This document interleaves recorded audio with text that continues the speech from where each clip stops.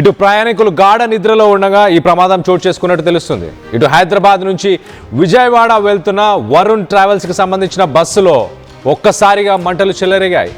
ఇటు ఎన్టీఆర్ జిల్లా కీసర వద్ద బస్సులో మంటలు ఒక్కసారిగా చెలరేగడంతో ప్రమాద సమయంలో బస్సులో ఉన్న 39 మంది ప్రయాణికులు ఒక్కసారి ఉలిక్కిపడ్డారు. వెంటనే ప్రయాణికులను కిందకి దించేశాడు బస్సు డ్రైవర్. మంటలను అదుపు చేసేందుకు ఇటు ఫైర్ సిబ్బంది ఒక్కసారిగా అక్కడ చేరుకొని ఆ మంటలను అదుపు చేసే ప్రయత్నంలో నిమగ్నమయ్యారు. పెను ప్రమాదం తప్పినట్టు కూడా తెలుస్తుంది. సో మొత్తం మీద ఇటు వరుణ్ ట్రావెల్స్కి సంబంధించిన ఈ బస్సు మన విజువల్స్లో చూస్తున్నాం. You are watching highly disturbing visuals. Viewers description is highly advised. ఇటు బస్సుకు సంబంధించిన విజువల్స్ మనం చూడొచ్చు. బస్సు పూర్తిగా దగ్ధమైపోయింది. హైవే పైననే, హైవేకి ఒక పక్కగా ఆగింది. మొత్తానికైతే వేరే అటుగా వెళ్తున్న వేరే బస్సులకు కానీ మిగతా